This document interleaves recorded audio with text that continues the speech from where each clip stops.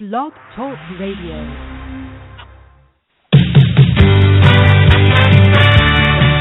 You're listening to Talent Culture's T-Chat Radio. The World of Work is live now on the radio with Megan M. Biro and Kevin W. Grossman, because middle initials count. Come down, turn the radio on. Take my hand, turn the radio on. Come on, my favorite song, babe. Let's dance, turn the radio on. Welcome, everybody out there in Talent Culture T-Chat Show land. It is Wednesday, July 15th, 1 p.m. if you're on the East Coast, and 10 a.m. if you're on the West, and 12 p.m. if you're somewhere in the middle, and all the other time zones, and end of the day if you're in GMT time. So welcome. We're here for another show. We're really excited about our guest. This is a topic we never get tired of, which we'll jump to in a minute. I am Kevin W. Grossman. With me, as always, is the lovely and talented Megan M. Biro. Megan, how are you? I'm doing really well. I can't believe it. I made it here. I'm in I'm visiting a good friend and colleague and brand of mine called ADP here in Roseland, New Jersey, and I made it over the George Washington Bridge through traffic here on time to be with you all on Blog Talk Radio today. So I'm thrilled. It worked. Excellent. You know? Yeah. Excellent. No, so that's great. This is such an important topic. As anyone who's followed the T-Chat and talent culture community over the years, you know that employer branding is something that's very near and dear to our hearts. So I'm excited to unfold today's topic and, be with you live from New Jersey. Why not, right?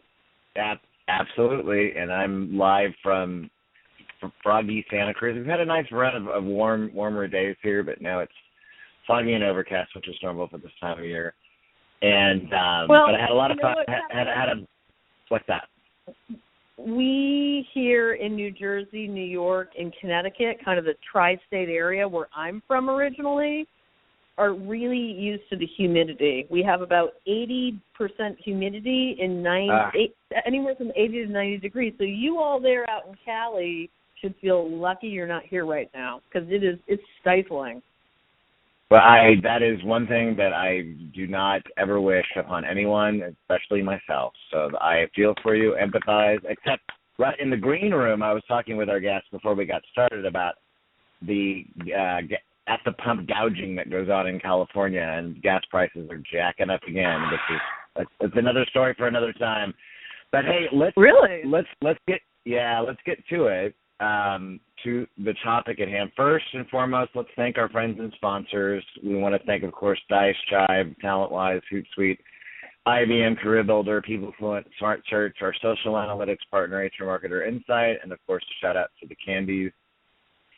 Again, that's really real quick on the topic, and then Megan can introduce our wonderful guest. We're going to talk about employer branding. We've poked at it from many different vantage points over the past 2 years, and it's something that we never tire of talking about because it's critically important in the world of work and beyond today, and just in business in general. So we're really going to talk about how research and positioning and how you end up marketing your company as a place to work is really very important, but you've got to get the message right first, and it should be data-driven, and that's really a lot of what we want to talk with our guest about today. So if you're listening today to the show about how to build and market a great employer brand, we'll go till 1:30 p.m. Eastern for the radio interview with our guest, and then, of course, the Twitter chat right after for the last half of the show. So welcome, everybody, and Megan, let's introduce our guest.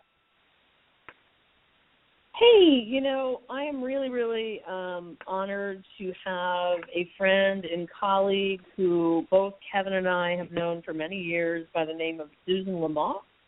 She's at Susan, Lamotte on the Twitters. She's SPR and founder of, Exactquo.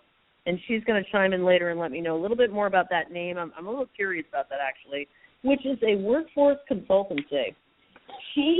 she's known for her pioneering work in employer brand and culture, and has held leadership and HR roles with brands such as the Ritz-Carlton, Marriott International, and CEB. She, like myself, she's kind of obsessed over talent, brand, and culture. Go figure, me too, right? Susan loves all things football, yoga, and travel. She lives with her husband and daughter in Alexandria, Virginia, and I'm really excited to hear more from her right now. So what's happening in the world of Susan Lamott today? I am coming to you all live from Alexandria, Virginia, but unfortunately I'm coming to you live from a Residence Inn. We had a flood in our house about a month ago, and we are still living out of a hotel, but we're trying to keep a good attitude about it. Well, so I'm on the road, but I'm not really on the road. Really glamorous. That's a glamorous life, kind of like me. I've got actually, if we had a camera crew with me, you guys would see me in an ADP conference room with a full dress on, with my legs up on the desk, actually, but nobody can see me. Okay? Because this is how we roll here in Talent Culture. Right? Now we can. Now we can picture you. Now we Thank can. you. Yeah. That's wonderful. Lovely. Yeah. So we're excited. We're excited to be here. Actually, in all seriousness, I think employer brand is a very hot topic. It's one that I know a lot of people have glazed their eyes over, and I'm talking to you out there. You know who I'm talking to. That's a buzzword, but it's not. And Susan and Kevin and I are going to unfold. We're going to go a lot deeper into this topic today. So welcome, Absolutely. Susan. I'm so sorry to hear about the flood. That's a total drag. But I want our audience here to hear a little bit more about your background if they don't know you yet, and what led you to what we're talking about today on T-Chat Talent Culture Radio. Do tell. Thank you. You gave a good introduction, so I won't bore everybody with my background except to say that I've been in HR for almost 18 years now in some way, shape, or form. And across the past 10 years or so is when I really started getting interested in employer brand. And the light bulb really went off when I was getting my MBA at Vanderbilt. I was sitting through a number of consumer marketing classes, really focused on the consumer side of marketing. And it really struck me that we could take all of these strategies that we use on the consumer side and apply them to the employer brand side. And yet we don't. We're so focused on execution, we forget about the strategy. So that's what led me to restart the function at Marriott back in 2009. And then when I left Marriott, I started Exequio. And to your question, Megan, Exequio comes from a Latin word, exequeo, which means on equal footing. And the reason we chose the name is because everybody comes to the talent market on equal footing. Nobody's got a particular advantage until you start talking and start sharing. And so our goal is to help our clients figure out what makes them unique and differentiates them so they can sell themselves as opposed to trying to be like everybody else. Well, thanks for clarifying. I know I've wondered about that in the past, but I was just kind of bringing it up because I have a sense the audience wants to know a little bit more about that, Making sure everyone's sure. trying to get away about it all the time. Yeah. Hey, Susan, why, real quick on the name Exequio, why is it lowercase or not initial capped? Because our job is to stand in the back. We're creating our clients' employer brands and talent strategies, and so our job is to be supporting and not to stand out. So that's part of our brand, is to be lowercase in that way. That's excellent. So on that note, which I figured that was the case, but I'd love to hear it from founder's own mouth on how that came about. Speaking of that, then, how do companies get away then today? And this is kind of a softball question, but I think it's important to kind of kick the tires on. How do they get away with lacing their brand message with greatness that really, truly isn't there? That's not there, though, right? That's so the beauty. Sorry, go ahead. No, I'm good. Your answer. I think that's sort of the beauty of it, right? You don't want to try to sell everything to everyone. The goal is to sell the reality. Just like Coke can't pretend it's an alcoholic beverage because there's no alcohol in it. So don't try to pretend to be something you're not. Sell the reality, and then what you'll do is you'll attract people who like that reality, who are comfortable with it. Kevin, you and I got into a conversation yesterday about Southwest. You're a big Southwest fan, and I'm not, and that's okay. All of Southwest marketing techniques and tactics should be structured, and their strategy should focus on trying to attract you and not me. And that's okay. That's exactly what we want to do on the employer side too. Absolutely. Actually, I'm really thrilled to hear that somebody else on this call right now doesn't really think Southwest is all that. But from a business model perspective, I agree with Kevin. From an employer branding perspective, of course, I'm going to side with Susan on this. I do not like personally as a consumer, not somebody who's, in all transparency, they're not my client. I'm not working with them on branding or talent initiatives, but I don't like being herded like cattle into my seat on that airline. Yeah. And I think it's gotten worse rather than better. But again, hey, we each have our view, and that's why employer branding is so very important and critical now, because we have, whether or not you're a consumer or you're working for the brand or you're a consultant like I am and you are, Susan, for brands, it doesn't matter. It's a feeling. It's an emotion. And we're gonna be voicing our opinions, right? Pretty loudly sometimes if we're not happy, and that's why. Yeah, you know what though? But they don't pay. But I don't have to pay for my bags though. Anyway, so but enough on the Southwest commercial. But Susan, we did talk about this yesterday, and again today about targeting greatness where there's the greatest return, right? Mm-hmm. For sure. And actually, when you guys talk about Southwest, Megan mentioned not liking being herded like cattle. I feel the same way. You like, Kevin, not having to pay for your bag. That's the thing. We've got to figure out as employers, what is it that our high potential employees and the ones that we want to attract, what is it that matters to them?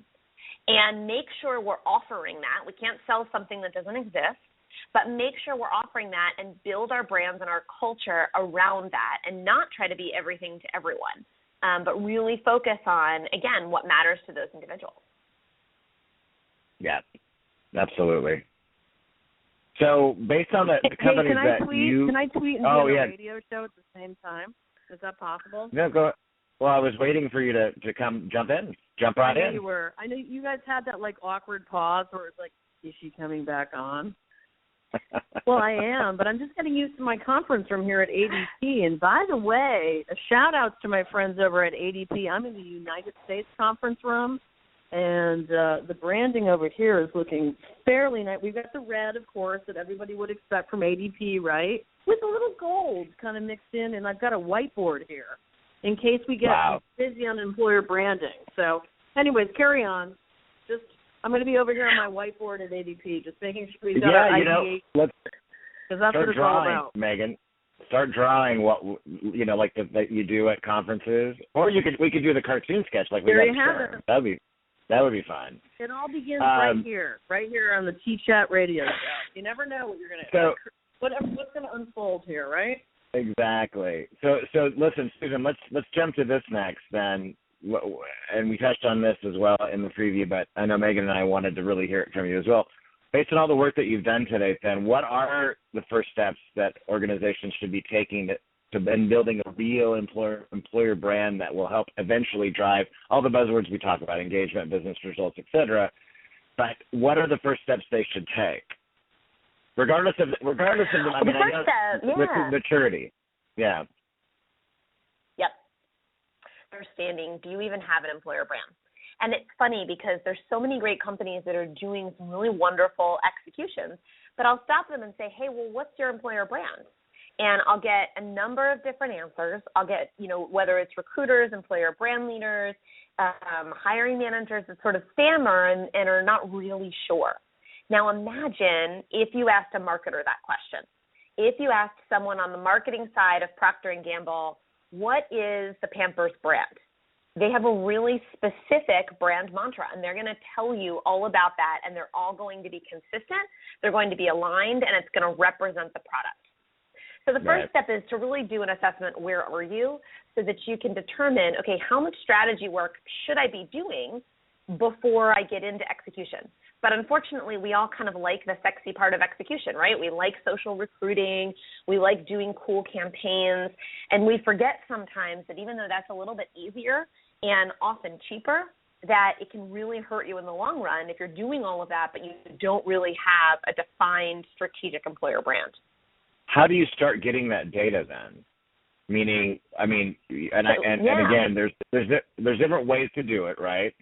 How do we start taking the pulse? Where does that start? How does it start? So the first thing I do is do your own assessment. If depending on where you sit in the organization, ask yourself if you know the brand. Then start asking some key leaders, some key hiring managers, and you'll know pretty quickly whether you've actually developed a strategic brand or not. And once you've done that, then you actually need to go out and figure out what your brand is. And in order to do that, that's where data collection comes into play. So if the first step is to do kind of an internal assessment, do we even have a brand? The second step is to say, okay, let's start building a brand or reassessing our brand, and let's collect some data from our organization to figure out what exactly our employer brand is. And when I say collect data, I don't engagement surveys, do a couple in-house focus groups, survey your HR leaders around a table. I mean actually go out and do rigorous, unbiased data collection. And if you've never done that before, you're not really sure how that works, go find the marketing leader in your organization, find a colleague in marketing, whether you're B2B or B2C, and say, hey, can you walk me through how you take a product to market or how you take a service to market? And they'll walk you through how they collect data. And it's always using an unbiased data collection process. So having someone outside your organization lead focus groups. We also use something called ethnography, where we actually sit and observe employees while they work to see how they behave and interact with each other. And what happens when employees behave and interact with each other and then walk away? How do they react and behave? And then we also use quantitative techniques as well. But the important part is to make sure that it's rigorous and to make sure you're really digging in, because so much of the data that HR already has is just baseline data. It's not going to tell you really how employees think and feel. So, Susan, it's Megan here. You know, what I'm hearing from you, though, being in this space for long enough to be dangerous, is that what audience are you actually speaking to right now? As I sit at a large brand like ADP's corporate headquarters here in New Jersey, I would imagine that going through an employer branding process for an ADP is much different than going through that process for a startup or a brand that's in the mid-sized business market. So, two questions. Number one, are you specializing more in the small business markets? Number two, how do you see employer brand unfolding differently in, say, smaller brands versus larger brands? Organizations big and small. We've worked with a number of Fortune 500 and Fortune 100 companies, and we've worked with a number of startups who are well-funded, meaning they've got at least Series B funding, and that means they've got a mandate to grow. The difference is scope.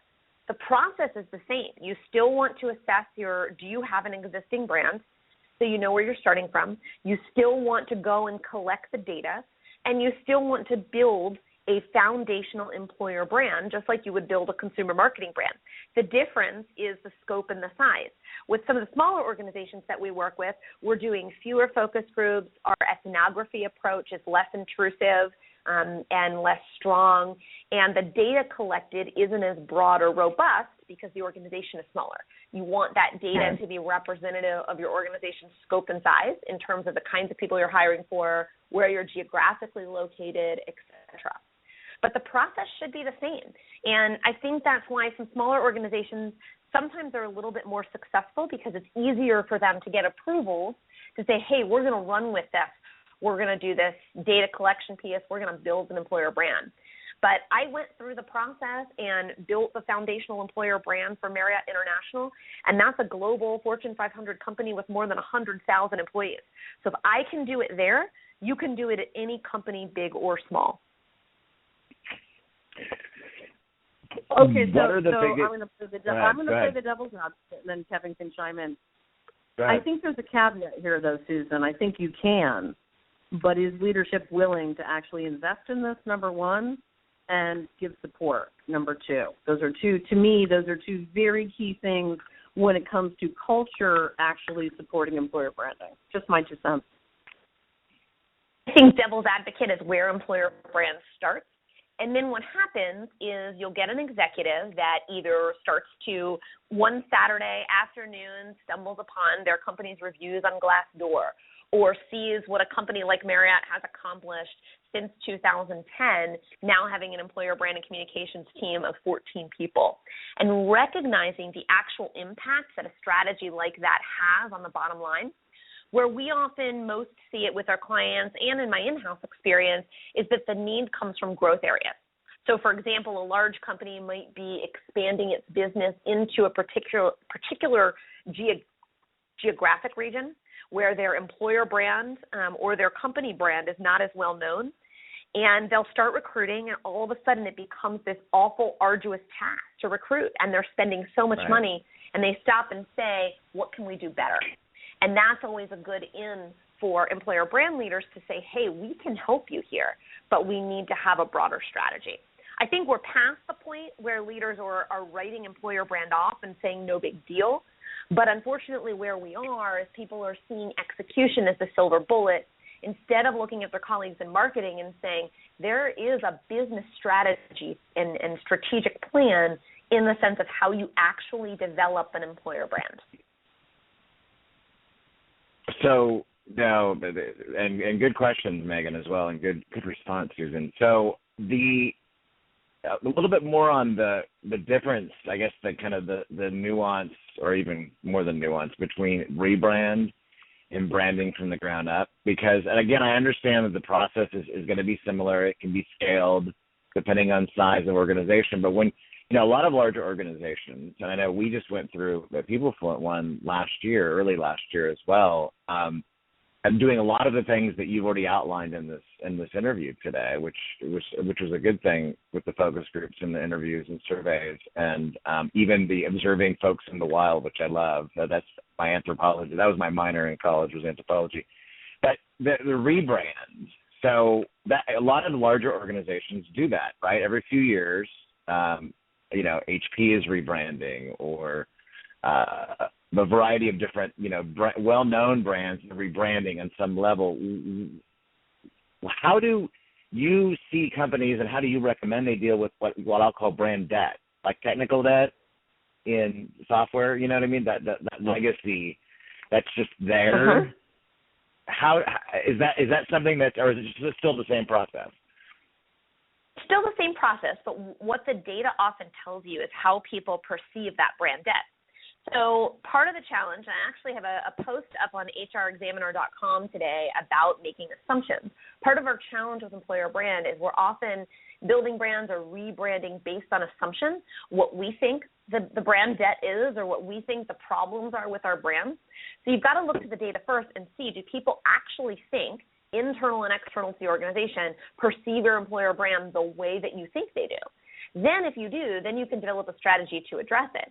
If you're having a problem brand, right, like Research in Motion did when they were trying to grow and they needed to hire, you have to be honest about it. And Kat Drum did a great job when she was leading employer brand for Research in Motion in saying, hey, this is not the place for everybody to work.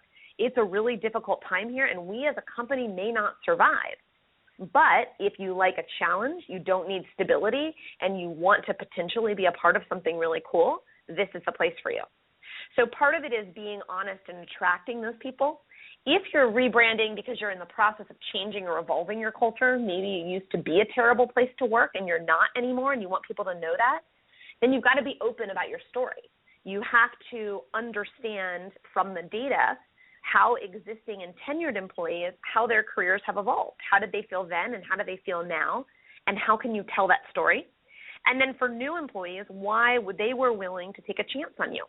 So maybe people who were just hired, within the past year, why they were willing to take that chance and the changes that they're seeing. So it's about telling that realistic story, and that's how you erase the brand debt. Okay, so I made it back here. Sorry, it's something about New Jersey. Is anyone feeling me out there? Something about being on the New Jersey Turnpike made it so that I got knocked off of Blog Talk Radio. Does anyone get the joke? Go to my Instagram and you guys will figure out why that might have happened. But I have one final question because I know we have about 6 minutes left of this call. Right? 5, actually. 5. what are some key takeaways? How do you recommend companies, big and small, continuously take the pulse of their workforce and what people and their employees really think? Is it surveys? Is it focus groups? Is it interviews? Is it the Twitters? Is it chats like ours, like T-Chat, World of Work? What is it, in your opinion, Susan, that really keeps companies on the pulse of what people are thinking? So first, you've got to figure out what information you're trying to get. We talk about it exactly. We have a model called the whole self model, and we recommend you get information or you get data in 4 quadrants: work, relationships, internal self, and external self. And Megan, I know you tweeted that article out, so thank you. You can also find it on hbr.org. Just search for my last name. But once you have a sense of what data you actually want to get from your employees, that will help drive exactly which channels to use. Our only recommendation to all of our clients is that you make sure the data is a combination of qualitative and quantitative data, and that you make sure that the data captures the whole employee both inside and outside of work. If you ignore any of that, let's say you just focus on the employee at work, you're forgetting about all of the triggers and things that happen outside of the work day or the work hours that may impact the employee's decision-making and engagement. If you only use quantitative data, which footnote is probably the biggest mistake we see most organizations make because they rely on their existing data, which is employee engagement surveys for the most part, then you can't really dig in and understand how people feel. So an employee engagement survey will tell you, yes, our employees are engaged, or they might say our employees are engaged now, but a large percentage of them are considering looking elsewhere. But without the qualitative data, without holding unbiased focus groups where you can actually dig in and say, tell me why you're thinking this. Oh, interesting. Where else are you looking? What do they offer that we don't? What's helpful to you about how they showcase their jobs? Unless you really dig in, you're not going to get real data. And that's why, consumer marketers, for example, do the same thing. They will, Procter & Gamble will survey moms and dads about diapers, but then they'll also bring babies into their discovery center at their headquarters and watch them crawl around and talk to moms and dads about how the diapers work, what's the pain about them, what works well, what doesn't. And it's that combination of data that really helps you get at the right answers for your brand and the goals you're trying to achieve. Exactly. And robot diaper changing, too. Really? Hey, I've got a 7-month-old, so diapers are on my brain. Diaper. And again, this speaks to the fact that if you personalize brands, that really helps, right? There's 3 of us on the call. Two of our friends here are parents. One is not. Auntie Megan is not a parent, but what we're doing is understanding right now what speaks to brands. And it's all about personalization, right? If you're feeling the diaper changes and you're a parent, that's something that matters to you. Absolutely. I think the same they might Megan, imagine that they found out that aunts and uncles were buying diapers. They might try to attract you. That's the goal, right? It's what the data tells you, and then personalizing the brand based on the data. You're totally right. And by the way, I'd like to make it an announcement that Auntie Megan is available for diaper changes. It doesn't mean that I'm not doing that because I'm not a parent, okay? I will do that for hire, okay? We're getting it out exactly. there so everyone knows. But okay? by the way, setting the record straight here. But the next step though is once you're out of diapers, then there's the whole practicing the real part, and that's a whole other ball game that Susan will experience in a few years. Anyway, so you could. I don't think you want to help with that one, Megan. So you just everyone hey, keep me posted. I'm here for you all. We appreciate it. Listen, Susan, thank you. We're about ready to run out of time. We're going to jump on the Twitter chat. You can find more information about Susan and her organization at Exacqueo.com, and that's EXAQUEO, correct? That's right. All right. Thank you, Susan, and let's jump to the Twitter chat. Thanks, Susan. Thanks, T-Chat community, for tuning in. We'll see you over on the Twitter. Yep. Thanks, everybody. Look forward to it.